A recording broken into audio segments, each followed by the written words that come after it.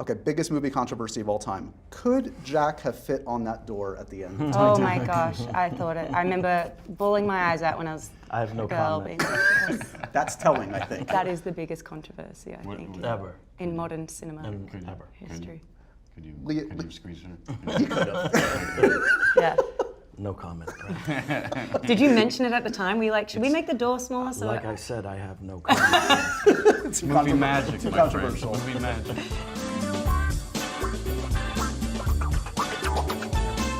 This movie is amazing. It's you've probably heard this before, but it is definitely a love letter to movies, movie going, movie making, the unsung heroes that make movies. Television, LA. There's a lot there. But what I really want to do with you guys is, because I feel like all four of us are big movie fans, is let's revel in our love of movies for a second, okay? What's the movie that you grew up with that made you obsessed with movies? What was the first movie that got you obsessed? East of Eden.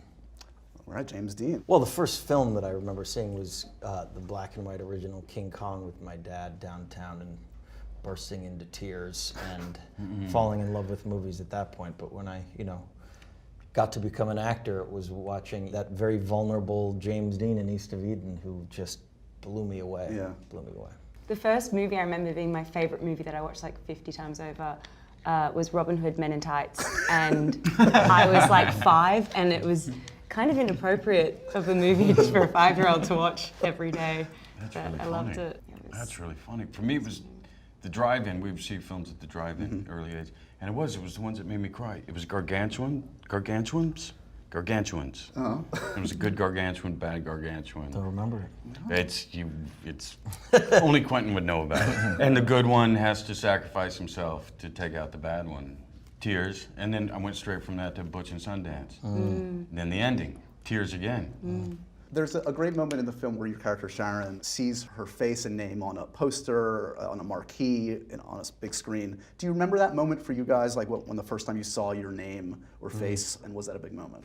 I do. It was Parenthood, and on the Warner Brothers lot, there was a big poster of me, and I stood there for hours and had my mother take. Sir, you're gonna have to leave. Good on you for admitting.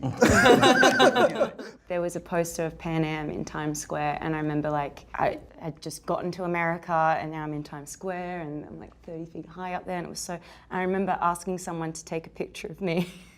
I was like, oh, could you take a picture of me? Like, I'm gonna stand right here. And I kept cropping out the poster, and I kept having to be like, no, I need it. I need that, all of that in there. That's the point of the picture. And they're like, why? And I was like, I just need it in there, please. That's sweet. That's a little Sharon Tate going to see her own film. Is there a classic movie that you would be sad to admit right now you've never seen? Gone with the Wind. What? You've never seen I've Gone never with seen Gone with the Wind either. Are you serious?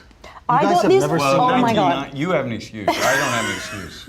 Gone with the Wind or Sound of Music. I've never seen. I have I never figured- seen Sound of Music.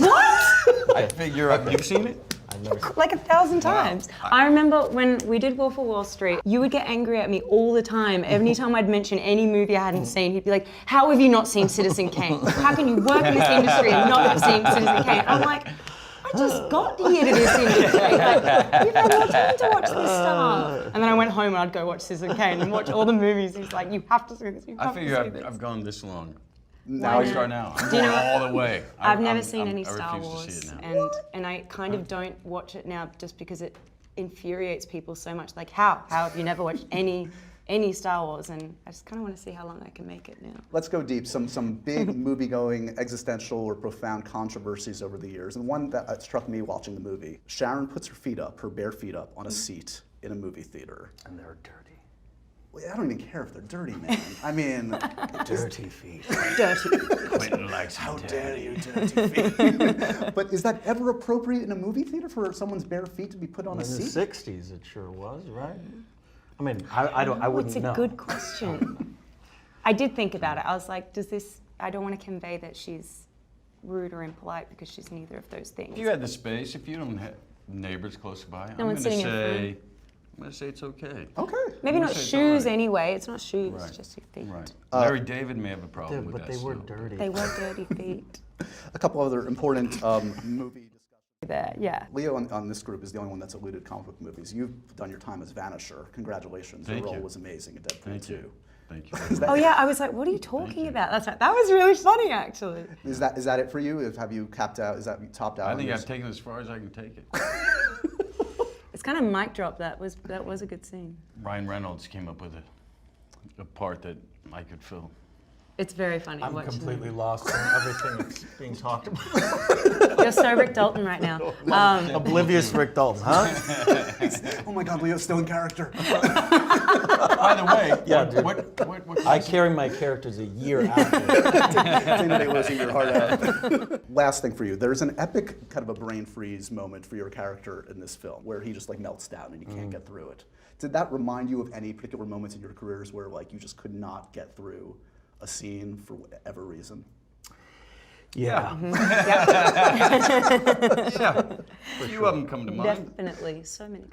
I think we've all had those experiences, and they're the worst. They're the nightmare of going to school in your underwear, but Yeah. the real live version of it. And just can't get out of your own You head. got It 100 just- people Yeah. on set, Yes. and everyone wants to move on to the next or go home. You have a co-star who's already done theirs and done it well, and they're waiting on you. I once had to do a scene where I had to be speaking Lingala, and there was also like stunt stuff happening at the same time, so it was really crucial, and I just couldn't speak. I couldn't and I've practiced this for so many months, and I cannot get my mouth around this language right now, and I kept messing it up. It And it was usually has to do with mortifying. being incredibly exhausted. I remember Yeah. doing on The Aviator, I had a massive dialogue sequence, and then I just had 2 lines the next day. That was my whole day, and I couldn't, literally couldn't say those words. And poor Scorsese was just sitting there waiting like 40 takes later, like, oh my God, I could not say these 2 lines. Did it make the movie? It did.